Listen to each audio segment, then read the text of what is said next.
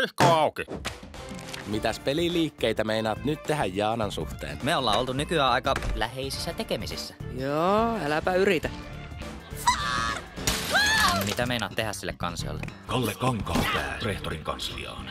Ei olisi siitä Kallesta uskonut, että sortuu päihteisiin. Tietäispä ees miksi se on vankilassa. Ne saa kertoa Oliverista ees mun parhaille kavereille. Näyttääkö siltä, että mä syrjäytyisin? Loiri! Elli! Se ei jostain syystä puhunut mulle mitään siitä lähtien, kun riitaannuttiin. Sehän olisi kunnon sukupuolistereotypisointia ja internalisoitua misogyniaa. Äiti sanoo, että routa porsaan kotiin ajaa. Kertoisitko Jaanalle sun tunteista? Ei voi ikinä tietää, milloin se on myöhäistä. Joo, mä kerron sille! Jumaleissön. Kerrankin pysy mielenkiinto loppuun asti.